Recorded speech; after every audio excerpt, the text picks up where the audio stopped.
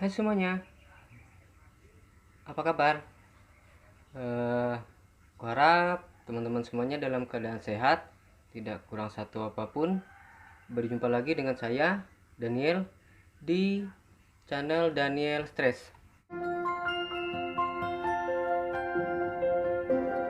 Oke teman-teman, di channel ini seperti biasa aku akan membahas tentang pengetikan dan berkreasi menggunakan barang bekas.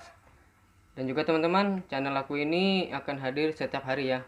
Jadi teman-teman tidak usah takut ketinggalan dengan konten berikutnya.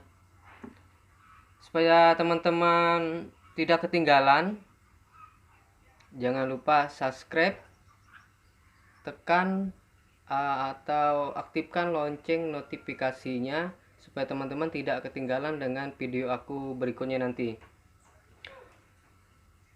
Oke teman-teman, tidak usah panjang lebar, kita langsung saja ke topik pembahasan untuk hari ini. Apa yang kita bahas untuk hari ini, aku ingin berbagi lagi tentang pengetikan ya teman-teman. Jadi jangan bosan karena materinya itu terus tentang edukasi dulu, karena tujuan aku supaya teman-teman bisa mahir nanti dalam pengetikan. Dan topik pembahasan untuk hari ini tentang bagaimana cara membuat satu lembar kerja. Satu lembar kerja biasanya tuh, saya contohkan ini kertas, misalkan ini satu lembar kerja gini, kita bagikan menjadi 3 bagian teman-teman, seperti ini. Ini bagian 1, bagian 2, bagian 3, atau bagian 1, bagian 2. Biasanya kan kita sering jumpai seperti itu teman-teman. Nah, bagaimana cara membuatnya? Nanti kita akan praktekkan langsung. Disimak dengan baik ya teman-teman, supaya teman-teman nanti biar mahir. Saya malah senang kalau nanti suatu saat teman-teman lebih mahir dari saya nanti. Oke, langsung saja kita ke prakteknya. Teman-teman, ini dia contohnya yang saya maksud tadi. Di satu lembar kerja ini, teman-teman perhatikan, dibagi menjadi 3 bagian tempat kita mengetik. Di sini bagian 1, 2, 3. Bisa juga 1, 2. Nah, bagaimana caranya membuat seperti ini? Ini biasanya kan kita untuk mengetik, contohnya seperti untuk liturgi kebaktian, terus itu undangan, leaflet biasanya, brosur, dan masih banyak mungkin yang menggunakan sistem seperti ini.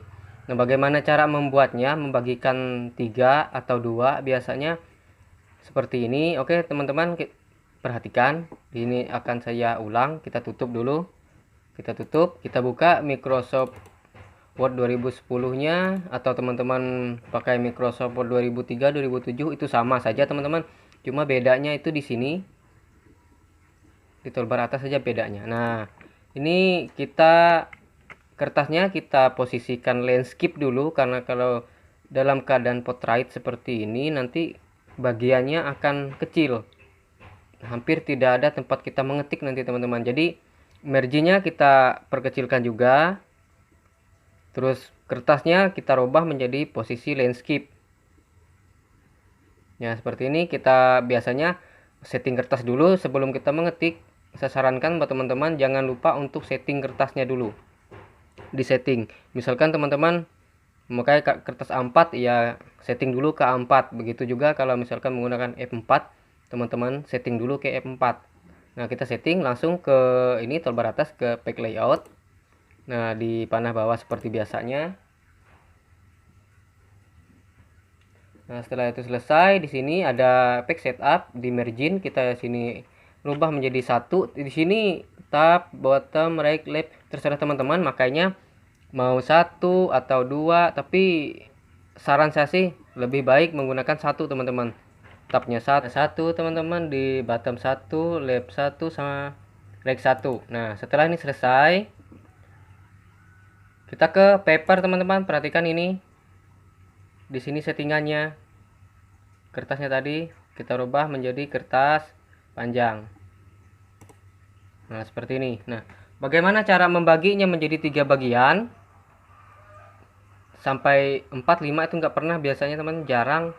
Yang kita sering ketemukan biasanya itu di saat mengetiknya itu dia bagi 2 atau bagi 3. Nah, seperti contohnya untuk pembuatan brosur, leaflet, terus itu undangan, liturgi kebaktian biasanya teman-teman. Nah, bagaimana caranya? Teman-teman perhatikan ini di toolbar atas di pack layout masih. Teman-teman perhatikan kita ke sini teman-teman. Ini margin, orientasi, size, column, dan ada yang di sini break, line number, height, nation. Aduh susah sekali teman-teman aku nyebutnya. Oke, cuma sorry teman-teman. Apa namanya? Dari kelima apa namanya lah? Dari kelima bagian yang ini yang kita pilih untuk membagikan ini tadi menjadi 3 bagian atau 2 bagian, kita pilih di sini teman-teman. Kolom. Itu. Di sini kan ada 1 2 3 left right. Di sini untuk 1, 2 untuk 2 bagian, 3 bagian. Ini dia seperti koran. Sisi kiri kanannya misalkan lap dia mepet sini, di sininya agak lebar. Nanti kita nyocokkan, misalkan kita menggunakan 1, kalau 1 ya kayak sekarang ini teman-teman posisinya 1. Nah kalau 2 tinggal diklik, nah dia terbagi menjadi 2. Misalkan kalau di kolom tadi kita klikkan 3, dia akan bagi menjadi 3. Jadi kita bisa mengetiknya di 3 bagian. Biasanya kita ketemukan contohnya seperti ini, itu biasanya di brosur, leaflet, undangan, liturgi kebaktian biasanya, atau undangan yang lain lah. Yang pastinya seperti ini. Dan setelah selesai ini kita enterkan saja. Sini bisa. Ini saya contohkan aja teman-teman. Teman-teman bisa praktekkan sendiri nanti. Nah, ini contohnya. Misalkan kalau seperti kata saya tadi, kita ke kolom lagi. Nah, yang lab gimana sih modelnya? Kita klik saja teman-teman. Diklik. Nah, gini dia. Dia mirip seperti koran. Kalau dia right, dia kebalikan, yang kecil ke sini. Nah, oke, kita ke yang 3. Nah, di sini masih belum selesai teman-teman cara men-settingnya. Kenapa belum selesai? Soalnya margin yang di sini, yang di tengah ini kalau kita print langsung, pas kita lipat menjadi 3, di sini sama di sini nanti dia tidak akan ketemu teman-teman.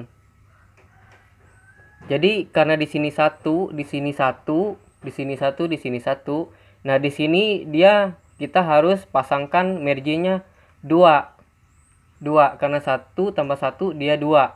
Nanti pas kita lipat dia akan ketemu 1 sini nanti sama 1 di sini nanti teman-teman. Oke, teman-teman bisa dipahami maksudnya? Nah, gimana caranya menambahkan margin di sini? Di sini kan ada pembatasnya, kita tinggal double klik teman-teman, double klik. Nah, yang di spasinya ini kita bikin 2. Oke. Nah, dia agak lebar. Kenapa di sini harus 2? Ya seperti saya bilang tadi.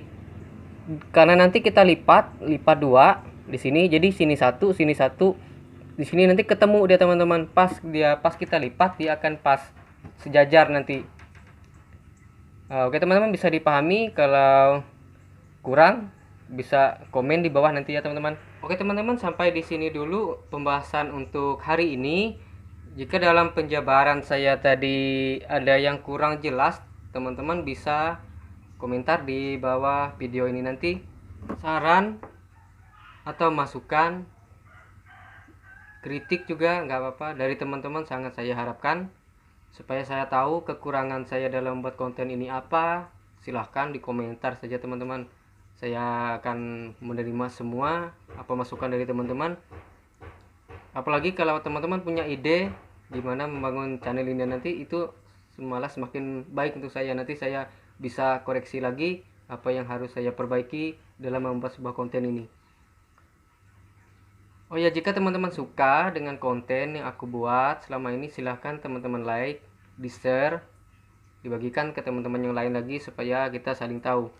Jika menurut teman-teman konten aku ini bermanfaat bagi orang banyak, silahkan teman-teman share. Selamat belajar teman-teman. Terima kasih sudah mampir di channel aku, di channelnya Daniel Stress. Sampai jumpa besok lagi, bye.